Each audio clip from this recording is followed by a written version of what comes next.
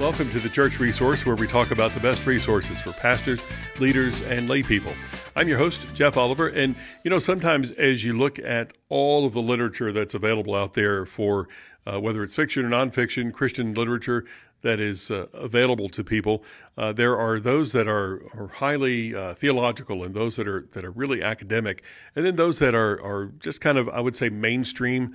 Those that, like the one I'm going to talk about today, could be made into a movie someday.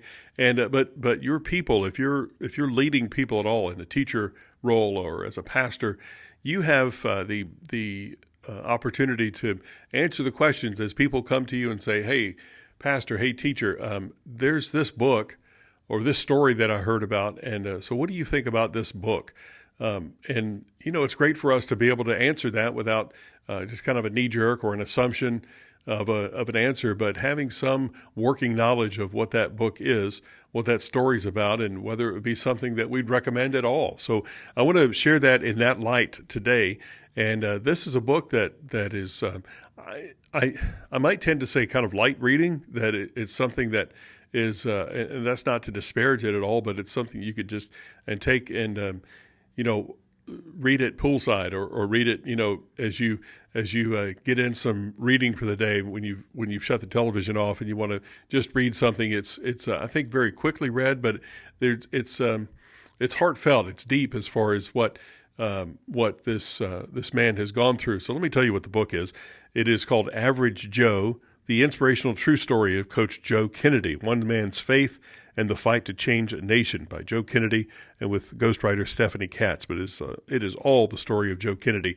If you're not familiar with him, he was a head coach of a high school football team in Bremerton, Washington, and he did something very bold. He had watched a movie that you might have watched also called Facing the Giants.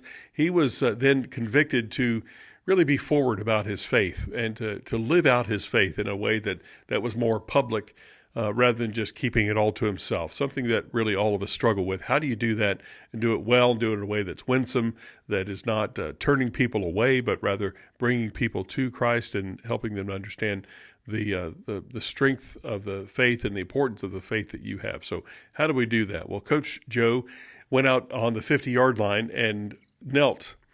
He knelt to pray before each game of this high school season. And in doing that, he just aroused some ire from people who said that he shouldn't be doing that there was a separation of church and state, which we can cover on another podcast, that he had no right to do that. And what had happened was that I think why people got mad at it was not that he was doing this necessarily, but that as he did that, other players would come, first from his side and then from the other teams, and even parents, other teachers would come out and pray with him. And so they were saying that he was leading a prayer time, that he was coercing his students to do that, and making the assumption that, the people who went out and prayed got more playtime or whatever it was. So he got in trouble. And in 2015, this really came to a head. He was fired from his coaching job. This case went all the way to the Supreme Court of the United States, and he actually won. He had the right to have that job reinstated, which I think he took for maybe 6 months, and then said that was enough. But so this story, now that I've given away the news story part of things, this is the internal journey of Joe Kennedy and what he went through, the people he was able to meet, the legal case, and trying to build that, and then going to the Supreme Court and figuring out what the real impact of him going and kneeling at the 50-yard line was, and what the importance of this case, and why does he have the right to go out and pray like that anyway? Well, he was just exercising his faith, is what the court found, and that he was not being coercive. He was not making anybody go and do anything they didn't want to do, and violating their rights to the separation of church and state. Again, that's questionable right, but we'll leave that there. But I think this is well done. I think this is one of those books that it seems like there's a news story, and then somebody very quickly tries to throw some words in a book and sell it to make money. I don't think this is that kind of book. Again, I think this could be made into a movie someday. It might already be in the works. I don't know. But it's a book that I think is important for us to look at, just because we all will be attacked at some level if we're deciding to be forward about our faith, if we want to be a little more public about what we believe, and to pray in public, to do anything in public that has to do with affirming our faith. You're going to find some opposition to that, and I think this is an encouraging book. If nothing else, it is a strong encouragement for you to stand firm, to do what God has called you to do.